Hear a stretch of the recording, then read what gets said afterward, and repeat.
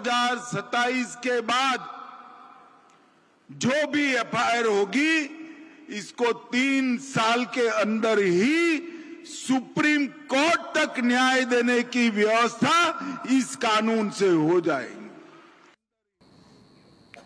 अन्याय होते देर नहीं लगती, पर न्याय होने में कितनी भी देरी लग सकती है। भगवान की लाठी जब दोषी पर पड़े तब पड़े, लेकिन इंसाफ का डंडा लंबी प्रक्रिया के बाद ही उठता है और पड़ता है। कुछ खुशकिस्मत हो सकते हैं, पर कई इंसाफ के लिए ठोकरों की एक लंबी फहरिस्त से गुजरता है। कभी तो एफआईआर ही नहीं हो पाती, होती है तो जांच की गति देख कछुआ शर्मा जाए, फिर कोर्ट में तारीखों से टकराना, फैसला आए तो आगे भी कोर्ट में जाना पड़ सकता है। लेकिन अब हो सकता है कि यह सब 3 साल में हो जाए, शुरुआत 2027 के बाद। नमस्कार, वक्त है प्राइम डिबेट का। आपके साथ मैं हूं स्वप्निल। असंभव कुछ भी नहीं है। कुछ बातें असंभव सी लग सकती है, यह भी लग रही है, पर यह भी संभव है कि संभव हो जाए, लेकिन इतिहास कह रहा है असंभव है। विपक्ष अपराध गिना रहा है, पुराने अपराध के इंसाफ की दरकार को कोट कर रहा है, लेकिन गृह मंत्री अमित शाह कॉन्फिडेंट हैं कि हो जाएगा। सवाल यह है कि कॉन्फिडेंस की वजह क्या है। जांच एजेंसियों की क्षमता से जुड़ा सवाल नहीं पूछे तो भी त्वरित इंसाफ होगा ही, इसकी क्या गारंटी है। यह अब तक के इरादों और वादों की कड़ी में है या फिर महज एक जुमला, जैसा विपक्ष कहता है। आज इसी पर चर्चा करेंगे। मेरे साथ एडवोकेट अशोक सिंह जी बीजेपी की ओर से जुड़ रहे हैं, संदीप कलवानिया कांग्रेस की ओर से मेरे साथ हैं, और हेमंत भाई गोयल राजनीतिक विश्लेषक हैं। आप सभी का स्वागत है समाचार प्लस पर। अशोक भाई, मैं आपसे शुरुआत कर रहा हूं कि मतलब एक पुरानी बात है जो अलग अलग शब्दों में अलग अलग समय पर दोहराई जाती है, जैसे कुछ भी येन केन कर चढ़ तो जाएगा हिमालय जैसे तैसे, लेकिन भाई उतरेगा कैसे। ये कुछ वैसा ही लग रहा है।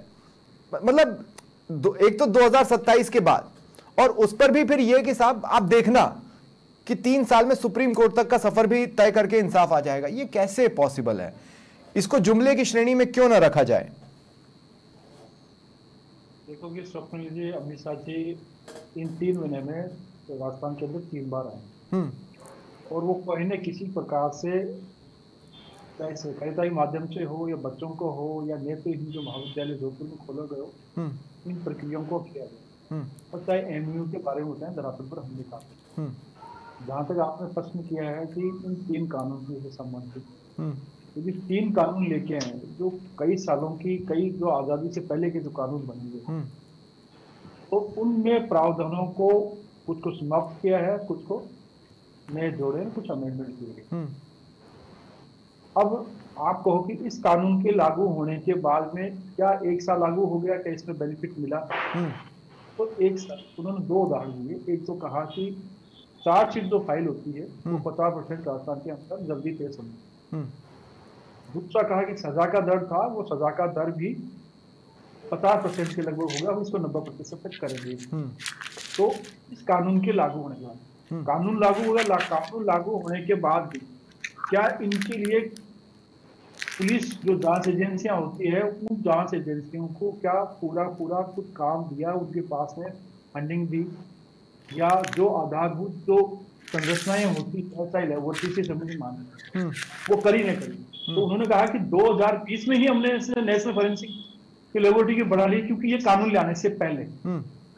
कहने का मतलब ये है कि यदि 3 सालों में 2027 के बाद में यदि एफआईआर दर्ज हो जाए, प्रक्रिया ऐसा हो कि कानून की प्रक्रिया में जल्दी से चालान पेश हो जाए, 7 दिन का प्रावधान तो 7 दिन में हो जाए, 90 दिन नहीं, तो ये कानून लाते वक्त आपको नहीं पता था? ये क्या कानून लाते वक्त ये आपको नहीं पता था? कानून लाते वक्त भी तो आपको पता था कि प्रक्रिया में समय लगता है। तो फिर कानून लाने के बाद से अब तक आपने किया क्या? अगर आप 1.5 साल में भी चीजें स्ट्रीमलाइन नहीं कर पाए तो 2027 में तो क्या ही करेंगे? नहीं, आपने मैंने बताया ना सजा का चार्जशीट का, तो उन्होंने खुद ने उदाहरण दिया, तो ये पहले नहीं था। दूसरा ये बात को, यदि एफआईआर दर्ज हो गई, एफआईआर दर्ज होने के बाद में उन्होंने कहा प्रावधान है कि कई केसेस हैं जिसमें आपकी फोरेंसिक रिपोर्ट आना जरूरी है। वो रिपोर्टें 6 महीने 7 साल तक नहीं आती थी। क्यों? कि बात के आगे इतनी नहीं थी। उसकी व्यवस्था करने के बाद में जो चार्जशीट फाइल करने है तो उसमें समय कम लगेगा, उसके चक्रों में आपकी चार्जशीट फाइल नहीं होती थी, तो उस पर उन्होंने फोकस किया है। जो ऑल इंडिया लेवल के अंदर, ऑल इंडिया विभाग के अंदर ये लेबोरेटरी स्थापित होगी। इस कारण से इसका जो समय था एक ही है। दूसरा ये आता है चार्जशीट फाइल होने के बाद में चार्ज फ्रेम हो गया, अब आता है कि प्रोसिक्यूशन पर आता है कि अपने गवाहों को जल्दी से जल्दी आप पेश करो, कोर्ट का बड़ा नहीं, पेश करो कोर्ट के सामने। हाँ, तो वो कैसे होगा? मैं बताऊं आपको, हाँ। जैसे कि आप बता दीजिए, जांच एजेंसी पुलिस वाले कर रहे हैं, पुलिस की जांच एजेंसी इन्वेस्टिगेशन किया, उनके पार्ट है, उनको जल्दी जल्दी से आए, उनके लिए वीडियो कॉन्फ्रेंसिंग की व्यवस्था करती है कि पूरे भारतवर्ष में। तो आज जैसे अपन भी आज क्या कर रहे हैं, हम बैठ के आपके सामने विषय से जुड़ रहे हैं ना, वही व्यवस्था यदि कोर्टों में होने लग जाएगी, संबंध की प्रक्रिया को सरल किया गया। नहीं, तो इससे जुड़ा कौन सा बिल आया है? शामिल हो, 2 सेकंड, इससे जुड़ा कौन सा बिल आया है? कुछ नहीं आया है। इससे जुड़ा किसी बिल की कोई सुगबुगाहट हो, वो कहीं पता नहीं चल रही है। नहीं, उसमें प्रावधान किया गया है कि बीएनएस में, बीएनएसएसएस में और इंडियन जो नहीं, उसमें ये कहा गया है कि ऐसा किया जा सकता है, उसमें ये नहीं लिखा है कि ऐसा करें।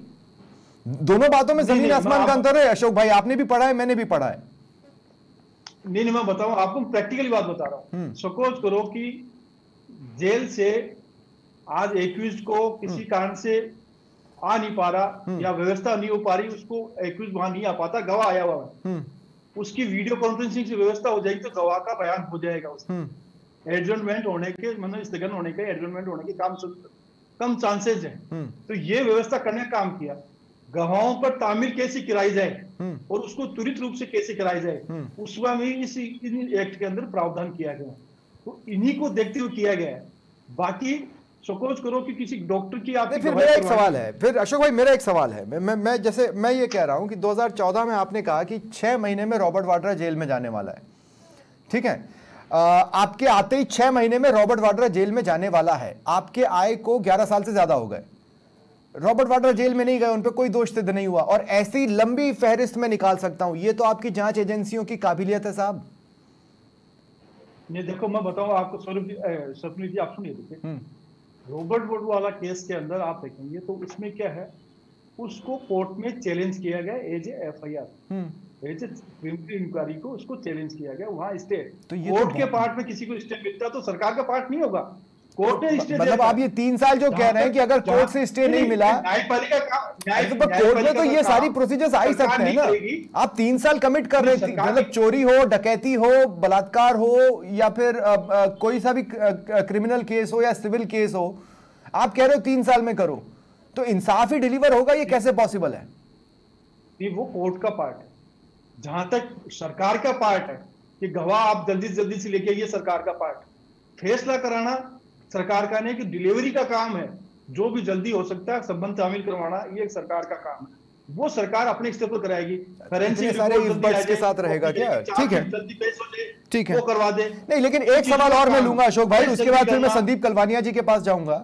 अमित शाह के आने के पहले ऐसे ऐसे केसेस की फहरिस्त विपक्ष ने गिनाई, जैसे कन्हैयालाल मर्डर केस है ना, जिसमें आपको तो तय था साहब कि ये तो ऐसा ही है, ये तो हम आए नहीं कि आप देखना 2 दिन 3 दिन 4 दिन मैक्सिमम, उससे ज्यादा नहीं। ऐसे ऐसे आप लोग बयान देते हैं। अरे तो इतने अपराधों की फहरिस्त गिना दी अशोक गहलोत ने, डोटासरा ने, जूली ने।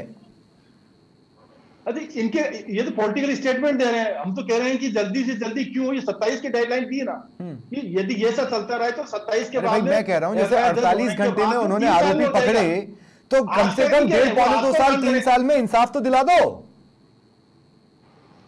इंसाफ, मैं कह रहा हूं कि कोर्ट का काम है फैसला करना। हाँ तो सर जल्द से जल्द गवाह ले जाओ, जल्द से जल्द आरोपियों को ले जाओ। काम सरकार का है, मतलब सरकार किसी जुडिशरी काम के अंदर हस्तक्षेप नहीं कर सकती। ठीक है, ठीक है। संदीप कलवानिया जी, क्या आप भरोसा कर पा रहे हैं इस बात पर कि 2027 के बाद, जो कभी भी हो सकता है, 2028, 2029, 2047 तक का तो विजन है, हो सकता है 2047, मुझे नहीं पता, मतलब 2027 के बाद उन्होंने, अमित शाह ने स्पेसिफिक नहीं कहा है कि 2028 से, तो मुझे नहीं पता, लेकिन क्या आपको लगता है ऐसा कोई दिन जिसमें 3 साल में, मतलब सबसे निचली कोर्ट से लेकर डिस्ट्रिक्ट कोर्ट से होकर हाई कोर्ट से गुजरकर सुप्रीम कोर्ट तक 3 साल में, आपको लगता है? संदीप जी, आप भी तो एडवोकेट हैं।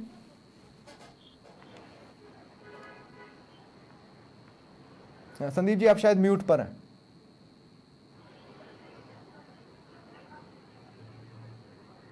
बोलिए कुछ।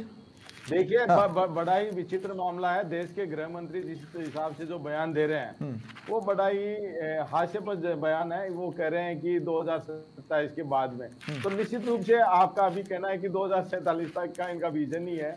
तो जो व्यवस्थाएं जो आज प्रभावी होनी चाहिए थी वो लगातार भारतीय जनता पार्टी, चाहे कानून की बात हो, चाहे पानी की बात हो, चाहे बिजली की बात हो, ये लगातार आगे के वर्षों के लिए गिना रहे हैं। तो भारतीय जनता पार्टी पूरी तरह से विफल है। भारतीय जनता पार्टी जुमलों की सरकार है, जो कि आज गृह मंत्री जी पूरे जुमले जनता के सामने बता के गए हैं।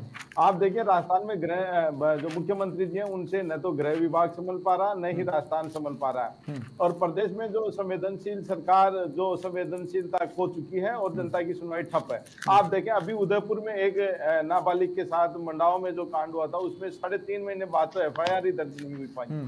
तो आप देखिए कहां पर इनकी संवेदनशीलता है। तो निश्चित रूप से भारतीय जनता पार्टी जुमले लेके आ रही है।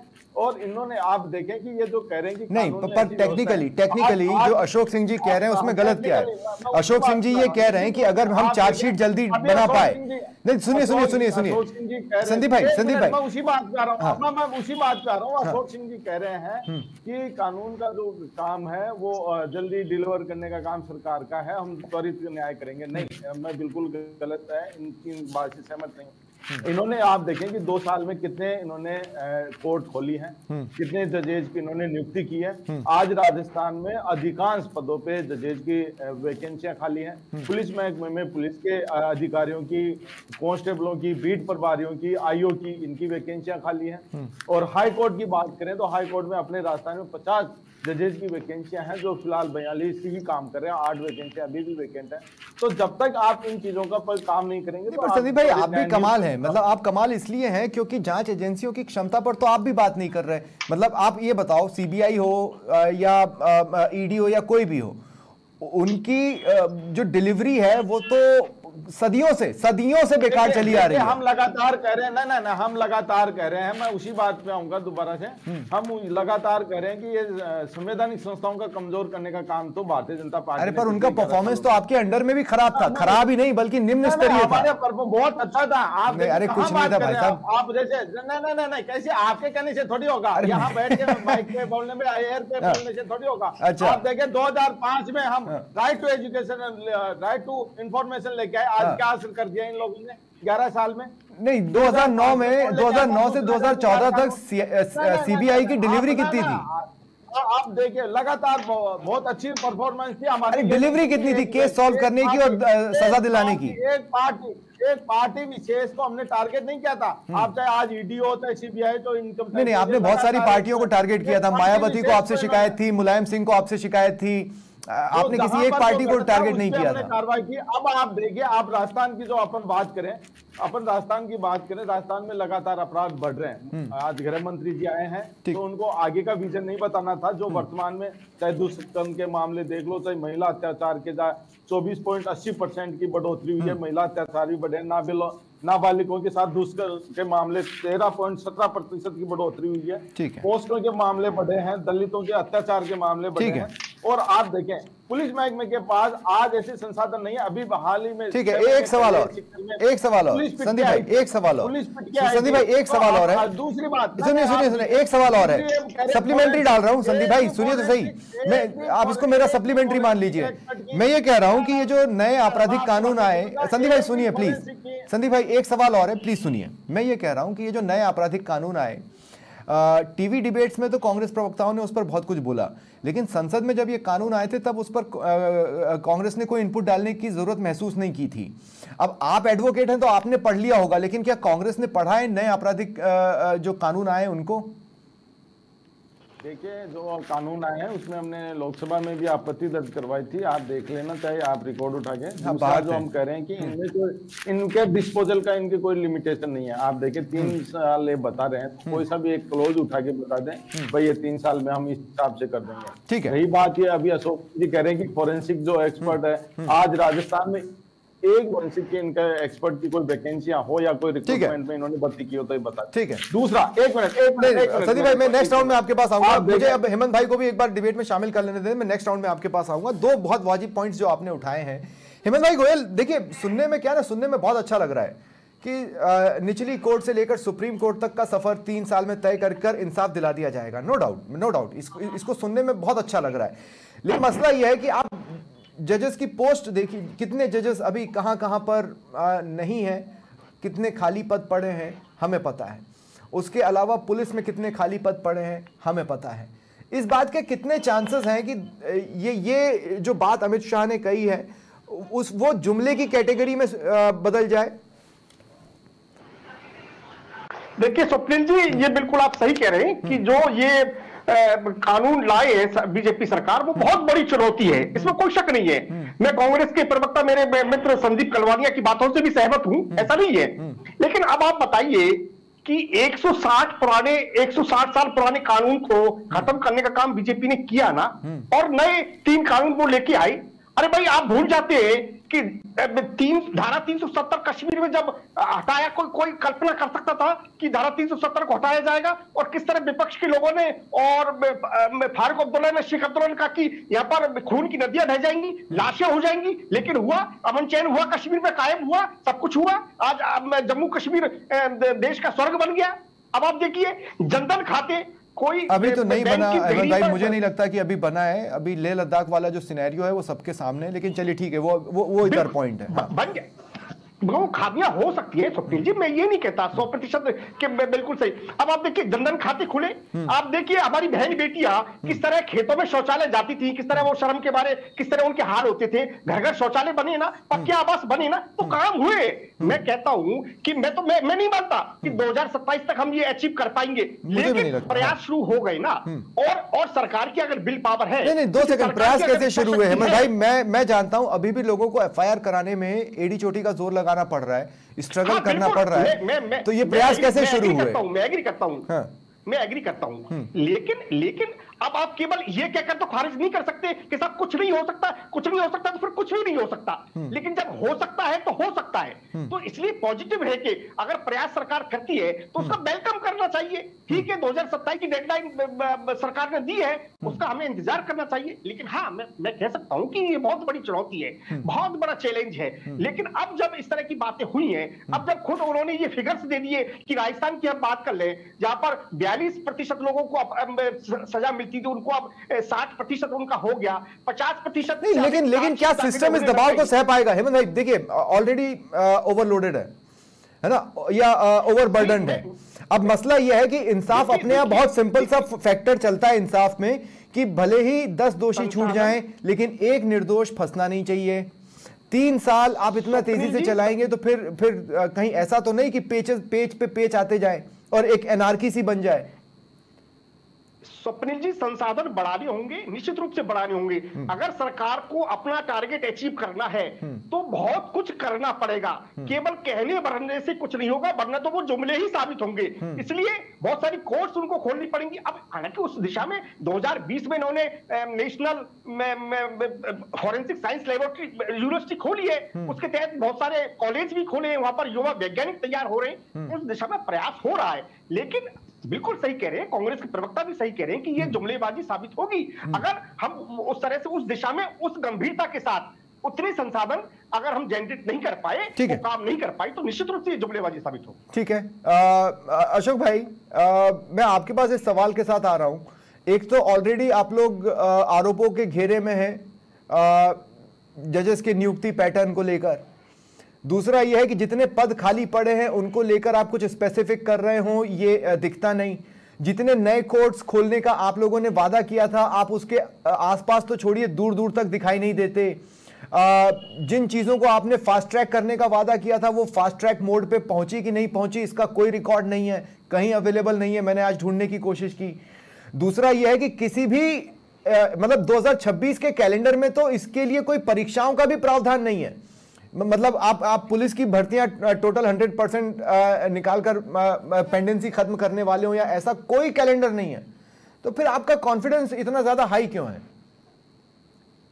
देखो स्वप्निल जी, देखो कि एक इनिशिएट अच्छा काम करने के लिए करते हैं ना, तो कोई विरोध भी करे तो उसको भी हम सहन कर लेते हैं। कोई अच्छी बात बताएंगे तो उसको अच्छा भी लगता है। क्योंकि न्यायपालिका की आप बात करें, हम बताएंगे तो न्यायपालिका में तो देखो 4th क्लास से लेकर के डी ग्रुप से लेकर के टोटल जो निकलती वैकेंसी हाई कोर्ट ही निकालती, ठीक है, उसमें सरकार का कोई हस्तक्षेप नहीं होता। सरकार के द्वारा वो ये पूछा जाता है कि कितनी वैकेंसियां आपको, जैसे 4th क्लास की निकालनी है, एलडीसी की, यूडीसी की, सारी वैकेंसियां आपको निकालते हैं, एग्जाम भी वही कंडक्ट करते हैं। वो भर्ती एजेंसी है। हाँ, और आपको ही मालूम है कलवानी जी कौन सी एजेंसी कर रहे हैं, कोई सरकार थोड़ी करती है। नहीं, 2 मिनट अपनी बात खत्म कर लेने दो प्लीज। हाँ, सरकार का कोई निर्णय आपके समय था, आप उनके लिए कह रहे हो। दूसरा आता है कि सरकार के पार्ट पर आता है, सरकार का जुडिशरी में कोर्ट खोलना। कोर्ट खोलने में अभी बजट के अंदर 23 न्यायालय का नया घोषणा करी। हमारे आने के बाद में 55 न्यायालय के लिए मुंसिफ न्यायालय से लेकर के एडीजी से लेकर के डीजे से लेकर के सारे खोलने का काम किया। अब ये कहेंगे नहीं खोले, अरे आप ये कह रहे हैं कि खुल गए। प्रोसीजर है, सरकार का काम है न्यायालय खोलना और जजों का एग्जाम। हाँ, तो मतलब आप ये कह रहे हैं कि वहां पर इमारत बन चुकी है, जमीन तय हो गई, इमारत बन गई है, वहां कुर्सी मेजें सब पहुंचा दी गई हैं, अब वो और ये कहे तो एक तो ये बात। अब दूसरा बात आती है कि सरकार के पार्ट के ऊपर आती है। हाँ। जांच एजेंसियां को प्रॉपर रूप से रिक्रूटमेंट होना चाहिए। ऐसी व्यवस्था एक दिन में नहीं होती, नहीं होने में समय लगता है। इनके समय पेपर लीक हो गए। अरे तो सर फिर आप पेपर लीक पे अच्छा मुझे एक बात बताइए, मुझे एक बात बताइए, अधिकारी कौन होते हैं? मुझे एक बात बताइए, आपके अधिकारी तो जांच ही कंप्लीट नहीं कर रहे। अशोक भाई, आपके अधिकारी तो जांच ही कंप्लीट नहीं कर रहे, न ईडी कर रही है, न सीबीआई कर रहे हैं। जब उनकी जांच ही कंप्लीट नहीं हो रही है, राजस्थान की कौन सी बात, मैं राजस्थान की बात कर रहा हूँ ना। राजस्थान की मैं भी बात कर लेता हूँ। महेश जोशी वाला केस सॉल्व हो गया क्या? महेश जोशी वाला केस सॉल्व हो गया क्या? नहीं, मैं ये बोल रहा हूँ कि महेश जोशी वाला केस खत्म हो गया क्या? पेपर लीक का केस आपकी जांच एजेंसियों ने सॉल्व कर लिया क्या? नहीं किया ना। नहीं, जांच चल रही है ना। तो जांच चले जा रही है ना। आप बताइए कि यदि 30,000 के लगभग, मान लो 2.5-3 लाख के लगभग यदि स्टूडेंट बैठे हैं एग्जाम के अंदर, उनमें से पकड़ के निकाल के लेके आना, जो काम कांग्रेस को करना था, वो काम बीजेपी ने 2024 में। एक सवाल का जवाब और दे दें प्लीज आप, एक सवाल का जवाब और दे दें। ये 2027 के बाद का क्या मीनिंग है? 2027 के बाद कब? 2027 का मतलब ये है, यदि जिस गति से केंद्र सरकार के द्वारा जो सहयोग राज्य सरकारों को किया जा रहा है और उसका फॉलो लिया जा रहा है, और जो इसका मतलब ये है कि आप ये कह रहे हैं कि 1 जनवरी 2028 को जो भी पहली एफआईआर दर्ज होगी वो 3 साल में पूरा प्रोसीजर निकालकर इंसाफ के दरवाजे पर वो 2030 के एंड तक आ जाएगी। इंसाफ खत्म, इंसाफ मिल गया। ये मैंने आपको पहले भी बताया, चार्जशीट समय पर पेश हो, जांच समय पर पेश हो, फोरेंसिक रिपोर्ट आए, गवाहों के बयान सही समय पर हो पाए, उनको जो भी जांच एजेंसियों को चाहिए और जो न्यायपालिका को चाहिए, और वकीलों का इसमें फॉलो ये बात नहीं पार्टी सरकार करेगा। ठीक है, तो कलवानिया जी अगर देखिए कम इतना है कि एक रोड मैप की बात तो की जा रही है कम से कम बीजेपी की ओर से, तो मुझे लगता है ये तो वेलकम स्टेप होना चाहिए। अगर हम इतिहास के बेसिस पर ही क्रिटिसाइज करते रहेंगे तो उसके बेसिस पर तो कांग्रेस भी क्रिटिसाइज होगी, उसके बेसिस पर तो और भी सरकारें क्रिटिसाइज होंगी। कलवानिया जी। हाँ देखिए स्वप्निल जी, जो आप कह रहे हैं, इनका जो कोई भी कानून आता है या कोई भी प्रावधान आते हैं तो उसकी जो मंशा होती है ना उसी से स्पष्ट हो जाता है। आप देखें इन्होंने जो कानून लेके आए, एक लाइन भी देखिए कानून में एक समय सीमा तय होती है। आप कोई भी कानून उठा के देख लें, कोई सा प्रावधान किसी में भी, कोई जांच दर्ज करवाने का या निर्णय डिलीवर करने का, तो ऐसा कोई प्रावधान बता दे भाई कहीं डिले होगा या देरी होगा तो उसको संबंधित अधिकारी के खिलाफ कार्रवाई होगी, पहला बता दें यहाँ पे। तो ये कैसे पॉसिबल हो सकता है? तो इनकी आप तो ये बताइए कलवाना जी, ये 7 दिन में ये चार्जशीट फाइल नहीं होती है, चार्जशीट फाइल नहीं होती है, तो उसको जमानत मिल जाती है ना, कितने लोगों जमानत मिल जाती है जिसने जांच करी। 2 मिनट नहीं देखिए, नहीं 2 मिनट अशोक भाई, 2 मिनट। मैं इस बात से काफी हद तक सहमत हूं कि आपके नए कानूनों में अधिकतर फ्यूचर टेंस पे छोड़ा गया है, मतलब उसमें यह लिखा गया है कि ऐसा किया जा सकता है, ऐसा करिए, इस तरह की लैंग्वेज, नहीं तो ये होगा वो मिसिंग दिखती है। अशोक सिंह जी जहां पर बीच में बोल रहे हैं, इनकी बौखलाहट देख लीजिए। आप ये कह रहे हैं कि 90 दिन में बौखलाहट कैसे है संदीप भाई? आप ही बोल लीजिए, या तो आप ही बोल लीजिए, इतनी बढ़िया चल रही है। अशोक भाई 2 मिनट प्लीज। नहीं लेकिन संदीप भाई इसमें बौखलाहट क्या है? वो सवालों का जवाब दे रहे हैं, आप जो बोल रहे हैं उसे काउंटर कर रहे हैं, इसमें बौखलाहट क्या है? आपसे पूछ रहा हूँ, यदि किसी जांच एजेंसी के अधिकारी ने 60 दिन 90 दिन में कागज चिट्ठी फाइल करी है, तो जमानत होने के बाद अशोक भाई 2 मिनट प्लीज, अशोक भाई 2 मिनट, नहीं होती, अशोक भाई 2 मिनट, अशोक भाई प्लीज 2 मिनट रुक जाइए। बात बताइए, कोई एफआईआर दर्ज हो गई, एफआईआर दर्ज करने का कानूनी हमने मैंडेटरी प्रावधान एसपी के यहाँ पर भी होगी, ये कांग्रेस लेके आई, वहां पर पहले एफआईआर दर्ज नहीं होती थी किसी भी कारण से। वो तो 156 नहीं दिया होता सीआरपीसी के अंदर। अशोक भाई प्लीज उनको अपनी बात तो कंप्लीट करने दें। अशोक भाई प्लीज उनको अपनी बात तो कंप्लीट करने दें। कांग्रेस लेके आई तो कानून में ही है, कांग्रेस एक भी प्रावधान इसमें ऐसा नहीं है, अगर इसमें यह भी प्रावधान होना चाहिए था, अगर कोई देरी करेगा, यहाँ तक कि चाहे कोर्ट भी देरी करेगा तो उसके संबंधित के खिलाफ कार्रवाई होगी। उस दिन आपको लोकसभा में होना चाहिए था संदीप भाई, इसलिए तो मैंने शिकायत की। तो ये बात तो आपने लोकसभा में करी नहीं, चर्चा ही नहीं करी आपने। तो ये होना चाहिए, आप कानून आप बना रहे हो ना, आपको करना चाहिए। ठीक है, निश्चित रूप से इनकी कथनी और करनी में ठीक है। आज राजस्थान में देना है या जांच एजेंसियों पहली बड़ी परीक्षा इन 2 मिनट। हेमंत भाई मैं आपके पास आ रहा हूं। हेमंत भाई पहली बड़ी परीक्षा इन कानूनों की तब होगी जब एनसीआरबी इनसे जुड़े आंकड़े जारी करना चालू करेगा, तब हमें पता चलेगा कि ये दरअसल जो समस्या है वो कितनी बड़ी समस्या है और उसको सॉल्व करने की दिशा में कदम उठ रहे हैं कि नहीं उठ रहे हैं। बताना चाहिए, अकाउंटेबिलिटी भी होनी चाहिए। 2 मिनट संदीप भाई प्लीज,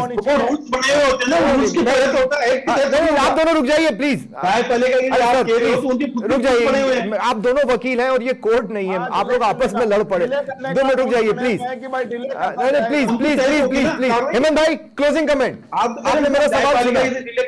अशोक भाई प्लीज रुक जाइए, अब अशोक भाई प्लीज रुक जाइए। अरे संदीप भाई हो गया हो गया हो गया हो गया हो गया हो गया, दोनों आप दोनों रुक जाइए प्लीज। हेमंत भाई, अरे अशोक भाई कहाँ लगे आप, चलिए। हाँ हेमंत भाई क्लोजिंग कमेंट प्लीज। पहली बड़ी परीक्षा एनसीआरबी के आंकड़े जो जारी होंगे इस कानूनों के लागू होने के बाद। स्वप्निल जी, मैंने कहा बहुत बड़ी अग्नि परीक्षा है, बहुत बड़ा चैलेंज है। और अभी तक तो देखिए इस कानून की आम व्यक्ति को जानकारी भी नहीं है। आज गृहमंत्री अमित शाह ने भी ये बात कही कि भाई इस प्रदर्शनी को आप आगे तक बढ़ाएं, क्योंकि इस प्रदर्शनी को लोगों को जितनी ज्यादा इसकी जानकारी होगी ना, उतना ही इसका लाभ जनता तक पहुंच पाएगा। और निश्चित रूप से ये बात सही है। अब कांग्रेस तो कोई चीज का वेलकम करना तो जानती नहीं है, ये तो किसी भी बात का। अब अशोक गहलोत साहब कहते हैं साहब कैसे 35 लाख करोड़ के एमओयू धरातल पर आएंगे, आ गए ना 7 लाख करोड़ के एमओयू, 20% एमओयू धरातल पर आ गए, ये क्या छोटी मोटी बात है क्या? लेकिन उसका वेलकम नहीं करेगी कांग्रेस। तो अब कांग्रेस वेलकम नहीं करती तो नहीं करेगी, लेकिन जब कोई दिशा में अच्छे काम हो रहे हैं तो जनता उसको देख रही है और वो काम आगे बढ़ेंगे, निश्चित रूप से आगे बढ़ेंगे। ठीक है, बहुत बहुत शुक्रिया, बहुत बहुत शुक्रिया आप सभी का मेरे साथ जुड़ने के लिए। फिलहाल इतना ही, नमस्कार।